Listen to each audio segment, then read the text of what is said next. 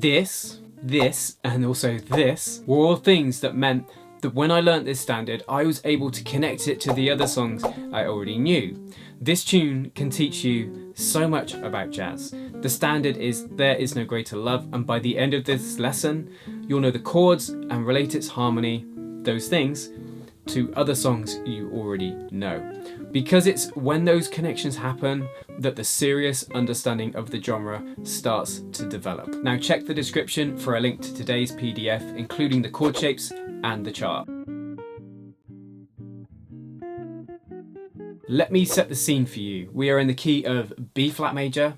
This means B flat major, C minor 7, D minor 7, E flat major 7, F7, G minor 7, and A minor 7 flat 5, with B flat being our home chord, chord 1, and F7 being our dominant chord to take us home. Now, we have in this song your typical 32 bar AABA form, which is super common for the time this song was written in 1936, with music by Isham Jones and lyrics by Marty Sims. So here's through the chords slowly, and I'll shout them out as I go. 1, 2, 3, 4. So A section starts on B flat 6 to E flat 7, D7 moving to G7, then 2 bars of C7, and then we're going to work our way back via C minor 7, F7, which resolves here for the next A, B flat 6, E flat 7, D7 leading to G7, G7 leading to C7,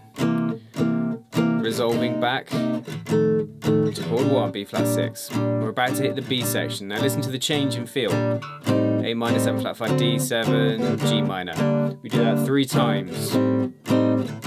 Real nice minor feel to this section. Different to the A.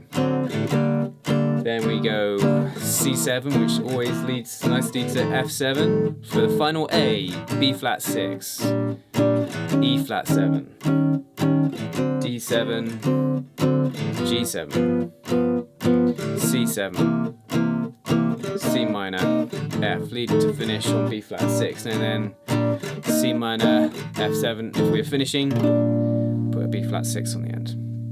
Now, just listening to that or yourself playing it, do you feel the points of resolve? Do you notice how the B section has a different feel?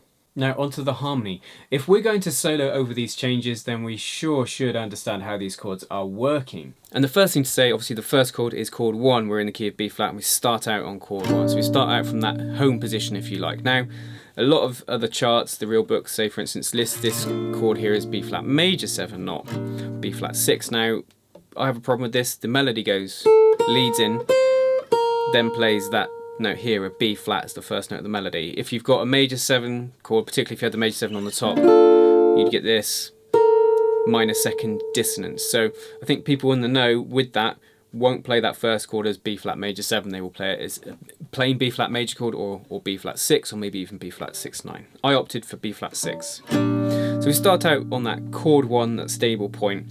And then move to the second chord, we move to E flat 7, and that is such a common thing really born out of the blues. You know, one of the first things that often happens in a blues is it moves from chord 1 to chord 4. Now, chord 4, as we saw a second ago in the key of E flat, is not E flat 7.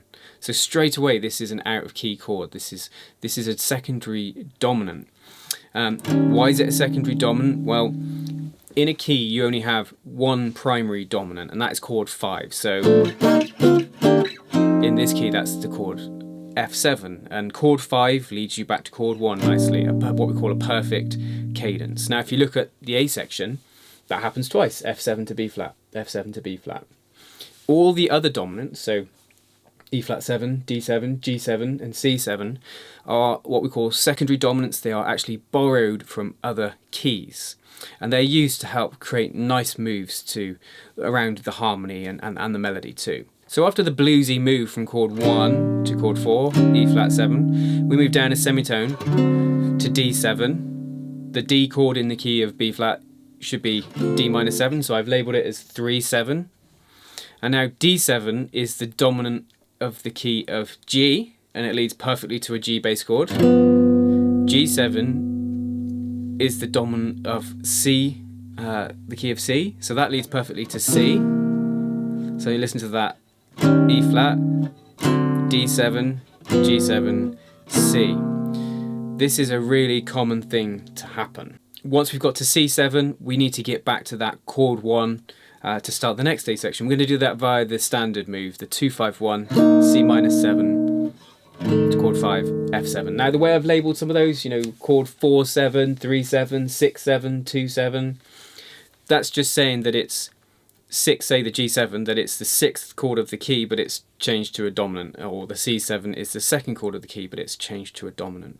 And I've also labelled it red to indicate that it's out of key, although it's a common out of key chord though. So for me, once we've got past the E flat chord, everything kind of goes where I expect it to, and that's because the dominants lead to their usual destination. So if you take a look at this circle of 4, so if I pick up D, D leads to G, G leads to C, and then we do get via the C minor 7 to F7, and F7 leads back to B flat. So it's fulfilling that movement in fourths that is so common in jazz. We then do another A section, which is pretty much identical. So chord 1, moving to the bluesy, chord 4 as a dominant, then D7, chord 3 as a dominant, leading to G7, chord 6 as a dominant, leading to chord 2 as a dominant, C7, and then we have the quick 2-5.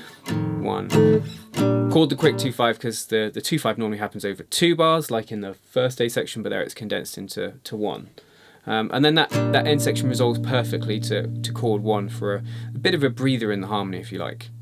2 big learning points there: the influence of the blues on progressions, particularly that first change, and then also secondary dominance. Some good other standards to check out maybe in regards to secondary dominance that move in these sort of predictable ways: Sweet Georgia Brown, All of Me, maybe After You've Gone. I've made videos on all of those, so you could check those out. Now onto the B section. So the B section has a completely different feel, and what we've actually done is move to the relative minor. If you just listen to it, it sounds so different to that A section until we get to the C7 and the F7. Now what's happening here, very standard thing, which is a song moving to the relative minor. Say the great song Georgia does this too. Now how do you know the relative minor? The relative minor is chord 6 in a major key, so that's G minor or G minor 7. And a good circular fifths diagram tells you this. The outer circle is the major keys, and on the inside is the related relative minor. And so what the song does here is it shifts to that relative minor for a completely different feel. And what we have is 3 sets of minor 2-5-1s. So in the key of G minor, the relative minor, chord 1 would be G minor, chord 2 would be A minor 7 flat 5, B flat would actually be chord 3, C minor 7 would be chord 4, D7 would be chord 5, E flat major 7 chord 6, F7 chord 7. Now the 5th chord there changes from D minor 7 in B flat major to D7 because it resolves in a better way back to the G minor. So what we have here is a 2-5-1 in G minor 3 times, which again is a very common thing we're used to hearing. But we need to get back for the final A section because it's the standard AABA. So we're going to use a secondary dominant, C7, which as we saw in the A section loves leading to F7. And then that leads us back for the final A, which is going chord 1, chord 4, secondary dominant D7, G7 another secondary, and C7 2, quick 2-5, leading back to B flat. Then you could stick another quick 2-5 to lead back, and you could either start the song again then or finish on a B flat chord to finish. So onto some common variations. If you play this with others or look up other charts of it, you might well encounter different chords. So it's important to be aware of typical variations, and starting with the opening bars, sometimes the D7 is swapped out for an A flat 7 or even an A flat 7 flat 5. This is a tritone sub of the D7 and does have a nice descending effect. Now in the B section you'll find earlier versions won't have the A minor 7 flat 5, they're just play D7 to G minor and ditch the 2 chord. This creates a more old-fashioned feel, and it needs to be said that often the earlier versions of these old songs have much simpler chords than most people use today, so it's always a good idea to listen to early versions to hear simpler versions. It's also good for soloing as well, because you don't have to think about all the chords people have added over the years. You can just think of the basic changes, which makes it easier. 3 versions I really like are Duke Ellington's nice early version, Billie Holiday's is probably the definitive vocal version, and also a more contemporary version by Amy Winehouse in the key of E. Now, if you want to go beyond what I've covered here today and get more in-depth learning with this standard, then do check out the link to my Patreon page in the description below. And also check out either of these videos on the screen to explore more of the topics in today's video, things like secondary dominance and travelling to the relative minor. Thank you for watching to the end. Now here's a test. Tell me what your favourite sandwich is. That way I will know who's watched till the end. Now, my favourite sandwich is a crab sandwich on brown bread. Until next time, you take care.